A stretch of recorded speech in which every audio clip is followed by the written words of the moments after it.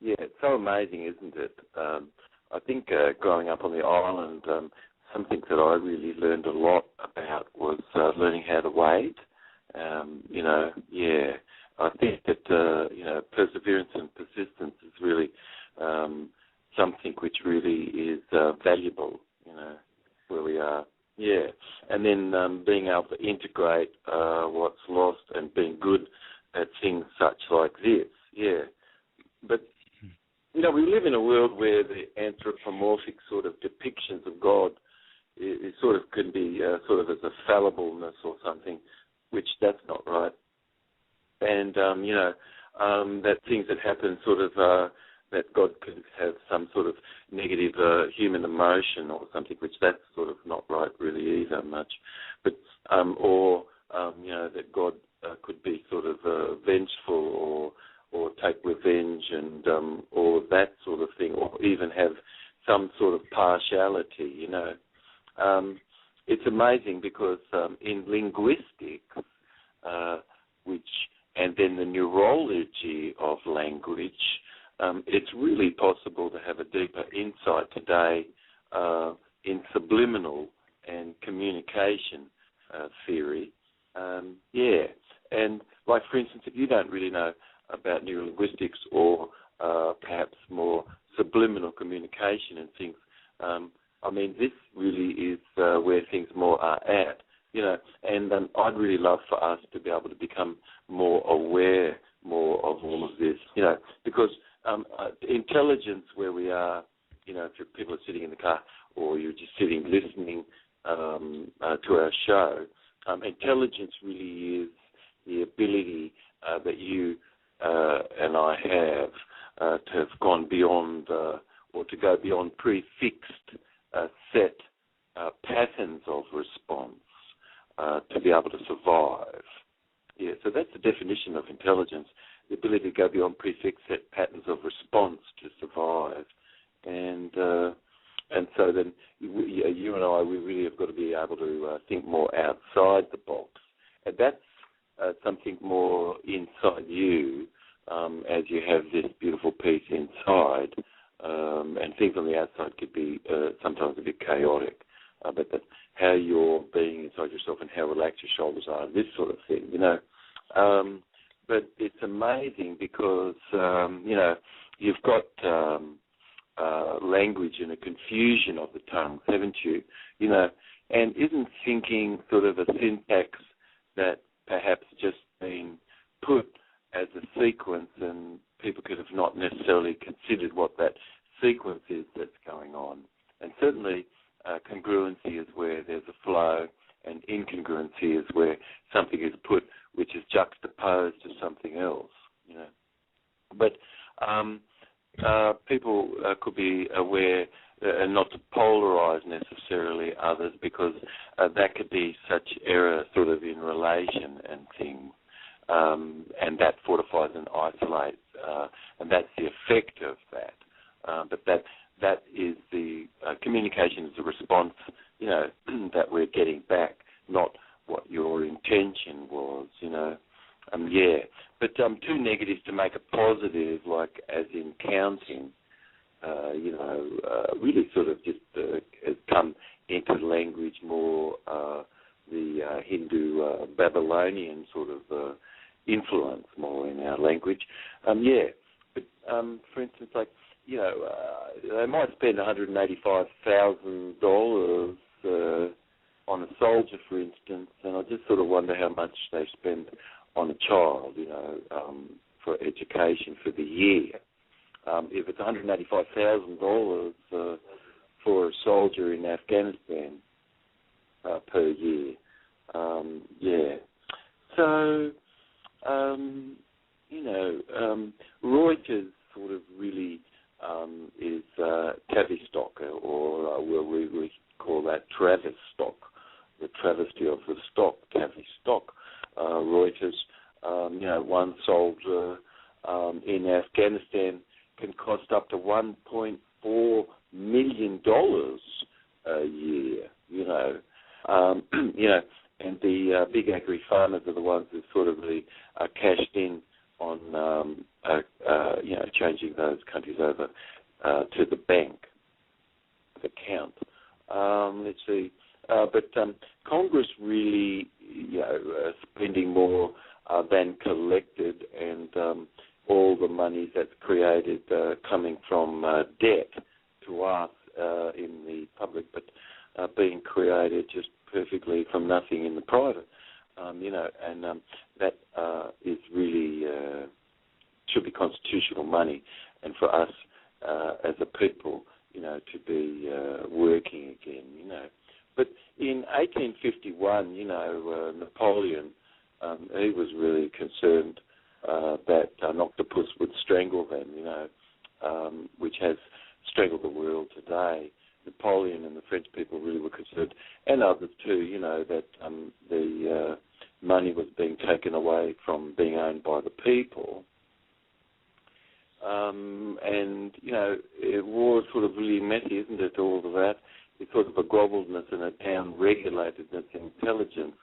But 1851, of course, a lot of stuff happened in the English sort of outlawed Catholicism sort of that year in the Parliament.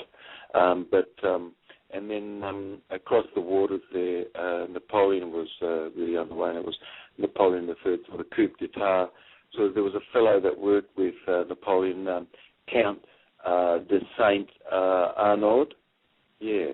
Anyway, so Count de Saint-Arnaud, he was like looking over the Imperial Guard at the time, and anyway, there was a bit of a chaos happening outside, what have you, and a mob sort of was approaching, and but Count de Saint-Arnaud, he had a bit of a cough, and he was coughing away a bit, and anyway, there was a lieutenant standing by, and as this sort of mob was approaching the Imperial Guard,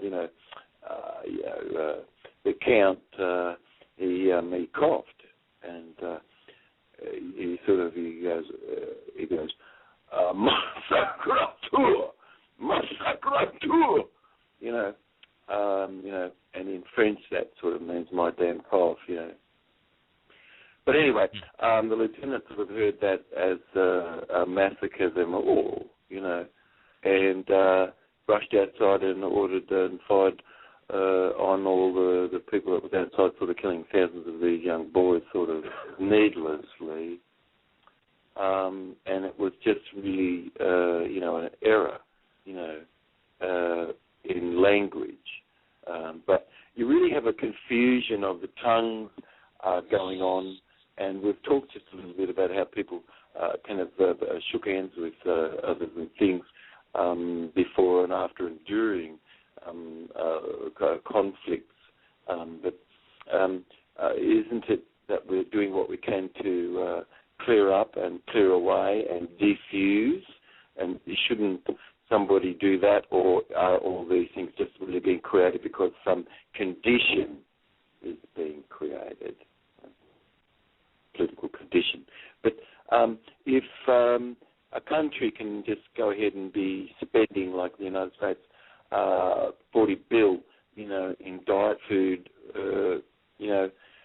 a year, and then like saffron, Damon, that's sort of even worth more than gold, But you've got at any one point in time here in the United States, perhaps 50 million people doing diets and stuff, Yeah, but research certainly does show that saffron, Damon, and saffron does really decrease craving and that sort of thing.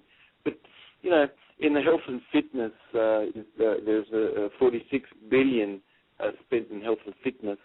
But, I know that the statistics in 2006, which it's advanced beyond, but I could tell you that in that year, of course, I think it was 600 billion something spent in military-industrial budget. There was 9 billion spent on basic education in the whole of the world. 11 billion in that year was spent on ice cream, of course, in France. So, I wonder, it just sort of doesn't seem to me it really is intelligent, really, intelligence. But in whole brain functioning, you've got an energy and motion, and we have two needs, really. We have one set of needs in whole brain functioning, which come from our built-in drive to avoid pain, and so people have to have a house and security and let's see, status and things, all sorts of things like that, and relation and this. These are our instinctive sort of built-in drives to avoid pain. And these sort of, you could call just sort of hygiene needs. And then as humans, we sort of really have a motivational need, and that's our sense of feeling to grow, to learn, to achieve, to recognise, and this is an internal generator, Lukey. And when you ask people what are the things that they really enjoy about their being, they'll share with you things which are motivational.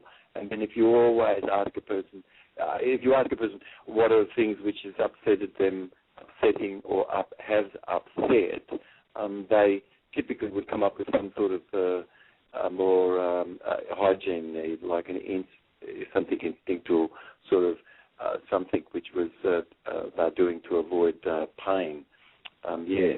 So, animals really, as animals, we're sort of animals really, in a way, of course.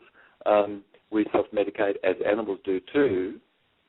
And a monkey could be seen in the morning folding up a very bristly, long leaf and into a concertina, which takes them quite a bit to do that, and into a little square, and then swallow it.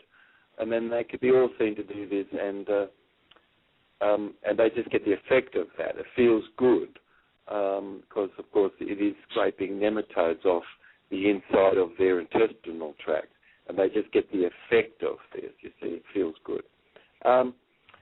There's an instinctual need, really, that's equivalent to things which are more sort of having a built-in escalating zero. So what satisfied me on this instinct level yesterday or today may not necessarily satisfy me tomorrow. And so if somebody had pay, for instance, and then all of a sudden they took a bit of a cut, they wouldn't be motivated to do things necessarily. But that all these things have built-in escalating zeros, the instinct sort of need. But the motivational need doesn't have any escalating zero at all. You're participating in this in and day out. If you're feeling like you're growing, you're learning, you're achieving, you're getting recognition and recognised, you're having an internal generator. So people can have motivational needs being met if they're sort of in some art and things, and that's got their motivational needs met, but their hygiene needs might not be being met. Where somebody's hygiene needs are being met, like they've got a roof over their head, but they're not really feeling motivated in their life. So you've got in whole brain function, you've got these two ideals. You've got an ideal of a comfort in being where you are relatively, which that's one component of a balanced beingness, and then another is an ideal of just something which you're just quite not, that causes movement more forward. And so both these components exist sort of more in a matrix where somebody's sort of more imbalanced, But can the penny really drop? I mean, the idea that animals communicate and connect with each other, and people wondering about that and thinking that because they don't, that perhaps they can't think about or can be other than aware of the things that are going on, that's completely untrue. Animals do have very deep instinctive specialised sensitivity, just the same as human beings do, and there really isn't any difference much that can distinguish a human being really from an animal. ethnologists have searched and searched to see if they could find something and haven't been able to come up with anything. But even young savanna sparrows raised could have or one parent eaten by a snake and then another parent eaten by another bird or something, and then the journey to eggs can have been raised totally just by foster birds, that came into the extended family during the time of a parent having gone missing, or something. There's a story, of course, of people at sea where they saw a walrus was being circled in on by a killer whale, and it was really, really bellowing. And they just observed this, but then dolphins came and circled around the walrus and protected it from the killer whale, and stayed with it for some time. And then some time passed by, and these people on the sea again heard the walrus bellowing, for its life as this killer whale was coming back in again. And as quick as a flash, these dolphins came back and circled in around the walrus and protected it in the sea. Pretty amazing. Of course, we've got beautiful stories of a man that was saved by a manta ray that came off into the water and felt something very huge underneath, and eventually found out that it was a manta ray, but that it had kept him at the surface because he'd been struggled to stay, afloat, and stayed with him for some few days at sea, causing him to be able to actually really get into land. But you've got the story of Mavis, the elephant in Las Vegas, of course, but every time everybody ever went past the marquee, the entrance to the marquee, sort of Mavis would go out and grab that person, bring them in, and put them down by the centre of the marquee where there was a sweet box, and she'd sort of wave her trunk back and forward and pausing at the sweet box, it was a bit frightening to people because she'd do that a little bit, and she's pretty strong, she'd go over and pick you up with her trunk, but very gentle. This particular day she did that, and she was pausing at the sweet box, and the person that she did it to sort of looked up, saw that the sweet box was locked, and was like, oh, gee, this is not good. Anyway, just when the Mavis is swinging her trunk in the other direction, this person sort of makes their way toward the marquee sort of slowly, like, don't want to rush, don't want to chase, inside the chase instinct of Mavis. But anyway, getting close to the marquee exit and felt something very looming behind, and turned around, and there's Mavis looming over this person, of course, and Mavis drops the key. But the idea actually that there isn't any communication isn't sort of true, certainly not, and that there's a great a deep awareness that actually animals do communicate to each other, But there really is no such thing as negation at the primary level of experience, you see. And Red Cloud, when he would be describing of this, said that there was sort of a confusion of forked tongues, and that two negatives to make a positive, like what is in counting. It sort of really didn't make sense to them when they said, we're not going to put every one of you on a reservation, or they said, we're not going to kill all the buffalo. How can you not see a pink elephant with blue polka dots running across green grass? Or what's your representation that the dog is not chasing the cat? There's no such thing as negation at the primary level of experience. And adults slowly apparently learn that if you put something negative in front of it, it means that it does negate whatever it was that was after that. But there is no such thing as negation at the primary level of experience at all. And I think it's fair really to say that, a lot of confusion sort of is going on. But anyway, at some point I really would love for us to talk a bit more about language and that, And but we need technical teachers and the anthropomorphic sort of depiction of God sort of being all this fallible stuff and things isn't really I-aware. But I-awareness really is stemming more from more of an astral consciousness and Toltec being Atlantean, but infinite and not sort of manipulative or to weak employed sort of forces. But God really of reality is not subject really to being pleased or displeased or even appeased.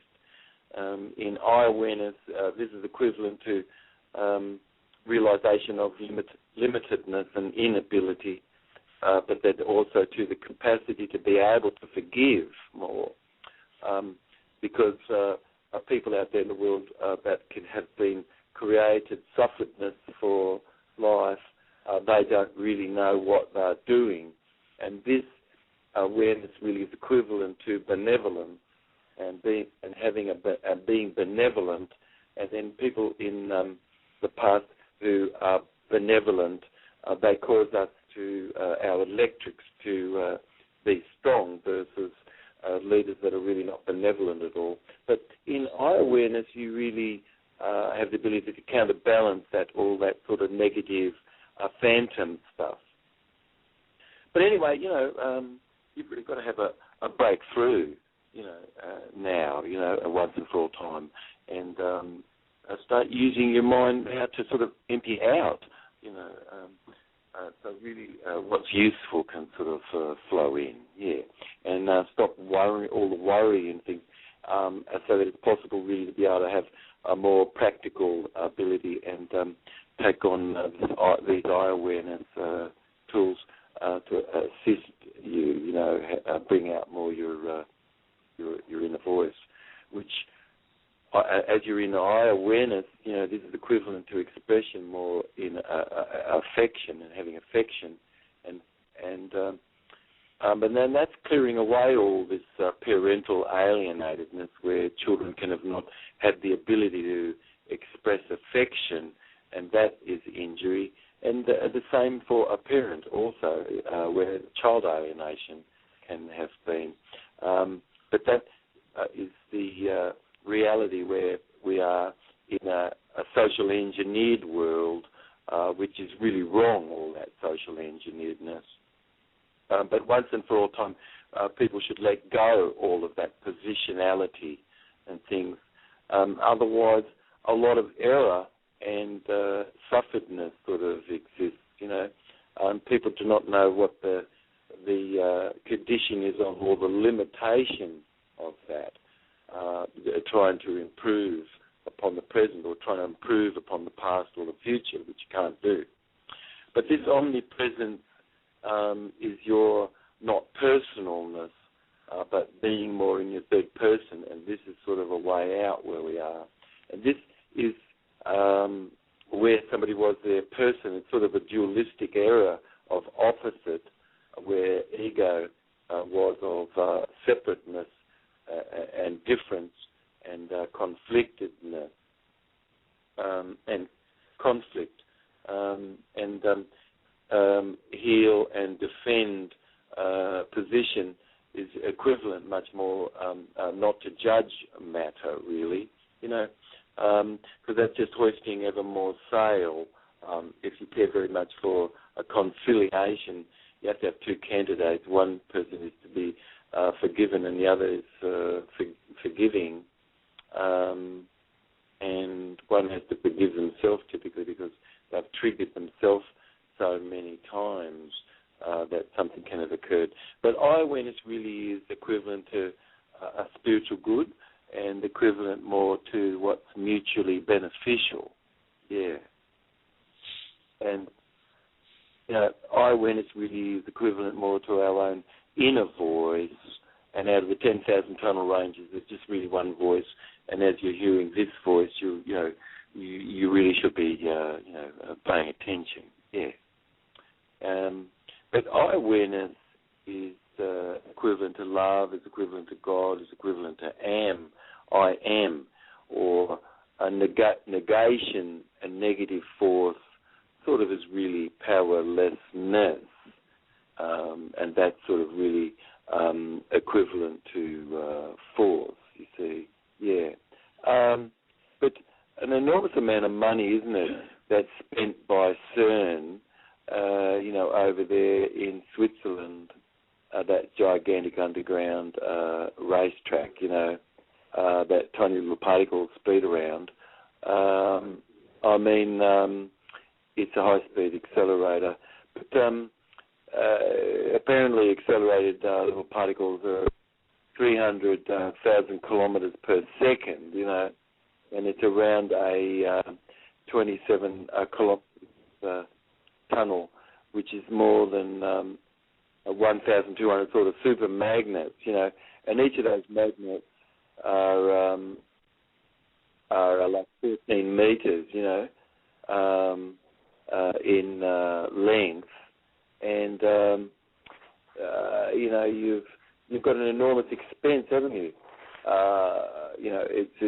It's in the billions what has to be done, but reaching 99.99% of the speed of light to explode at temperatures, in the billions of degrees of centigrade.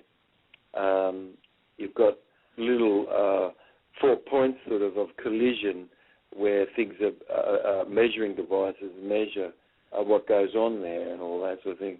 But once, just to find several million packages of protons per second, it can cost 1.9 billion, and that's just an enormous amount of money spent on that large hadron collider, and it's just out to lunch, isn't it? I think it's unbelievable, you see.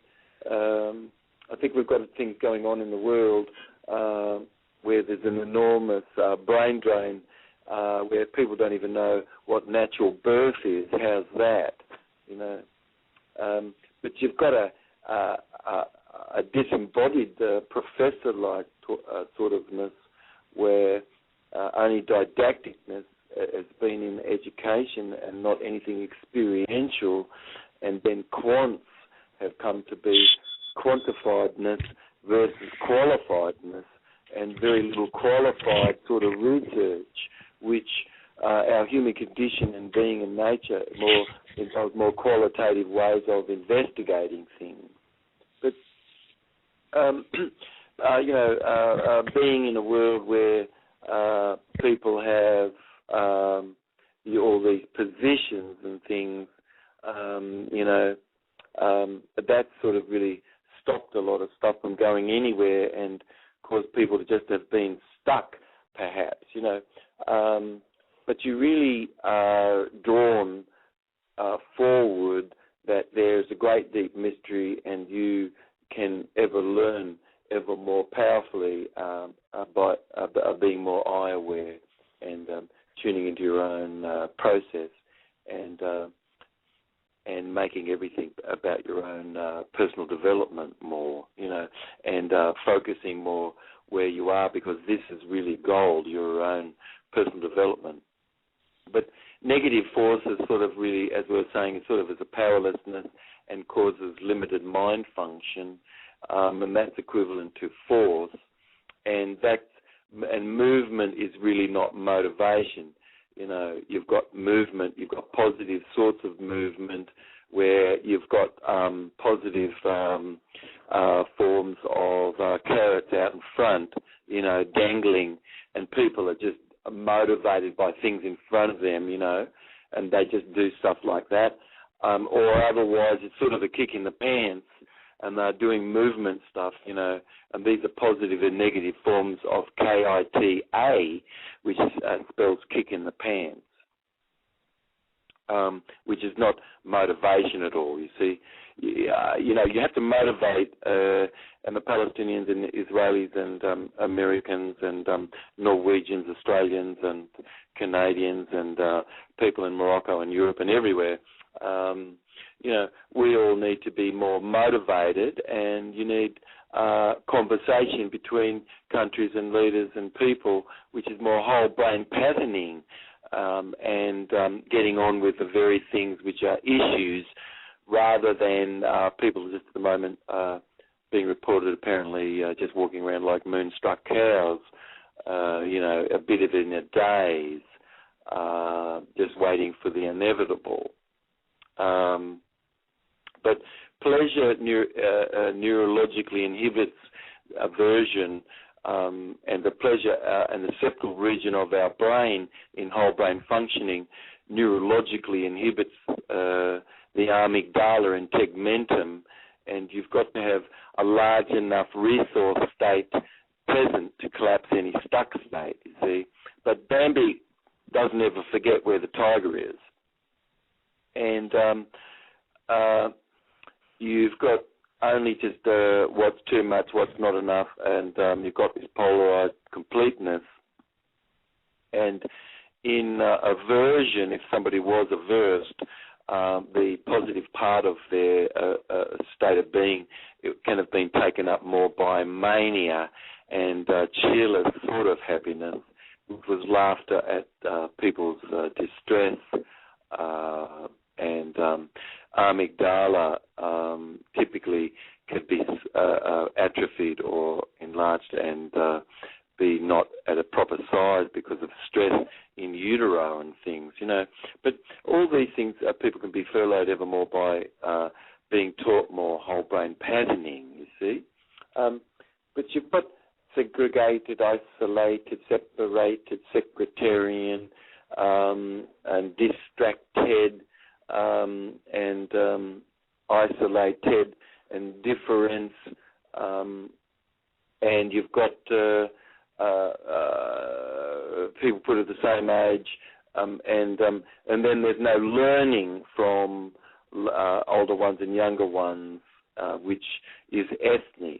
So ethne becomes broken the moment you start to do stuff like that to humans. And then there's no learning.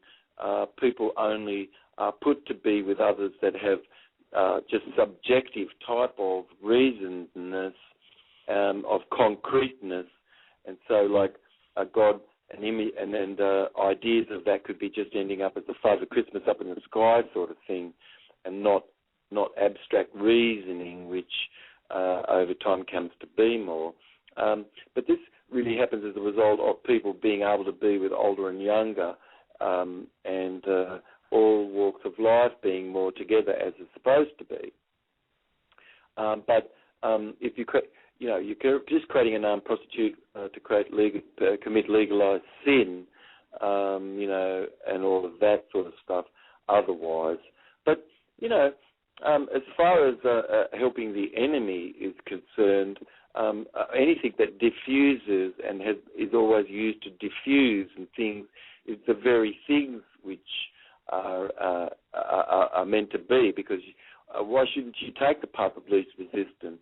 And certainly where official misconduct has been because no oversight existed, it should be existing, it should be existing, yes, and that's very important. But if former enemies shook hands during and before and after, these are the things that can have occurred to resolve things. Otherwise, people are just locked into dualistic preoccupiedness and don't have any ability to correct anything, and that's not having proper good attention draw, you see. But being stuck in right and wrong, like you can put something in a bucket or count it, which a lot of these things you can't, it's not, and that is very dichotomous and doesn't have any exit, and it's just a looped, polarized sorting of incongruence and going over the same stuff, you see. And then it's better that one would frame things positively to say, why have I been spared to give this to you? But I awareness really is equivalent to avoided negative depictions of I, really, right? Yeah. I really is not that jealous, angry, destructive, sort of vengeful, contractual type of burdened phantom-like fiction put in people's heads, which is really a lack of inner standing, and that's equivalent to debt, you see, which is sin, and that's equivalent to really a messed upness or really a missed opportunity to learn how to respond more effectively where we are. But why not have conversation about this? Why not clear up and reframe and create meaningfulness and more meaningful context in things to create meaningfulness for those actions and clear away the prejudicial state of being. But why would you want to do this if you're living in a goat jumping on top of another goat, where you only, because of error, you have a greater gross national product? See, that's wrong. You have to correct this. You can't go on another day knowing that all money is created from debt. New money is created from debt. See, that's wrong. Money never used to be created that way, and 9 times in the history of American, you have people owning the growth of the money supply, and that needs to be again, all right? And so otherwise, people are just being controlled, and you're being allowed to be controlled, and you're doing this, not anybody out there. But this really is eclipse and the grassroots movement to economic egalitarianism, and I-awareness is really you and I transcending all of that negativity to know that it's just sort of bottom of cocky cage stuff and down-regulatedness, really, not up-regulating, which is more you and I coming more from love in ourselves and I-awareness versus the reptile brain. But there's a great difference from vanity of ego, which is really equivalent to I, and it's certainly without am, see, always, and disconnected and discombobulated. I and am are not connected. But I-awareness is equivalent to the smallest task, serving the whole, and this is you inside, thinking and feeling how powerful you are rather than powerless. And everybody feeling this rather than everybody wondering how we all will do this. Right? And everybody's wondering that. But voluntary adherence as we're going forward with everything really is not sort of any proselytizement, because why should you do that? There's no reason to. That's the path of most resistance. You've got everybody on the earth right now tick the box, yes, you want reform in banking. That everybody cares for this. That's it. No one needs to be educated further. And let the educated ones figure it out. Take a year off. That's what a moratorium means. But you're on no obligation and no investment at all to correct things, which should be just because that makes sense. This is making sense.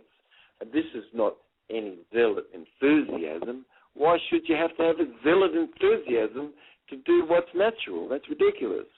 Zealot enthusiasm to have to do that would be certainly not equivalent to any truth or belief in what we're talking about, carrying out these instructions, which is the most important instruction that's been given, in the time that we're spending with each other, is what you're doing afterward as we've connected with each other. But religion would have just been a submission to authority for the sake of certainty, and that certainly is a dogma. And this, which we're talking about, really is you ever more valuing your voice inside and making what makes sense come from you and your voice. Yeah. Is this making sense, Lukey? Yeah, Dr. Job. It's every word. Well, you've really got all sorts of things and products that could come to be, waters and things that can really help hydrate versus water that doesn't really hydrate much at all. You've got people could be learning more about what learned helplessness is neurologically, which stay tuned, because that's something which we're really coming to ever more. We're teaching people to be more empathic, and some of this really teaching and awareness can only come to be because you can have a feeling of pity upon people who are suffering and sufferedness, and then it's possible for these teachings and these programs and this about eye awareness can make more sense to you.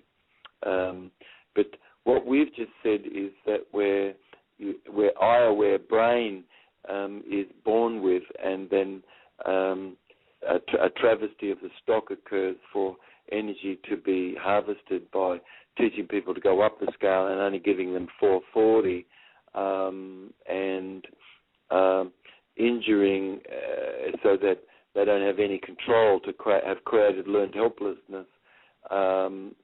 And that's equivalent to the New World Order, which what's going on today is the same as the 2007 New York City lockdown that happened, where 10,000 quality of life crimes just completely went uninvestigated, and a great deep sufferedness is existing right now, which is not a republic or a democracy or even constitutional, where a weather weapon can be used and monopolization is existing, and you've got eugenics on the guidestones, and tranquilizers being used by our leaders, and a loss of excellent ability to have a spatial awareness and capacity really to work with a little bit more complexity rather than just one brainwave. But this all-seeing eye really is a multiple of brainwaves, which is really a confluence of energy that comes from your happiness, love, and your wisdom. And this is I am. And this is the all-seeing eye.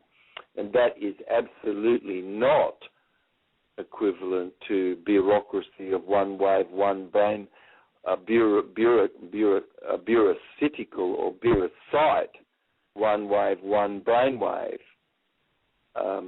which is frightening when the all-seeing eye is connecting with someone who just is only trying to do one brain function stuff. But you can be more going through life with your mind more asleep and have more delta, powerful waves happening because of a synchronization happening from your hemispheres of your brain, and having more amplitude of electricity and voltage available to you versus that all being chopped up. But eclipse really is this, let's have a breathing space, let's take a break, let's just tick the box, yes, you want to perform in banking, let's tick the box, yes, you want to perform in education, let's tick the box, you want to perform in the judicial system, let's tick the box, you want to perform in military spending, but let's just tick the box, you want to perform in banking. That's all. This is very powerful. But you can have a positive impact on those people around you. You can use whole brain functioning principles more, and you can be focused ever more on where the roof is leaking versus just sort of having attention to stuff which wasn't leaking versus just sort of having attention to stuff which wasn't leaking versus just sort of having attention to stuff which wasn't leaking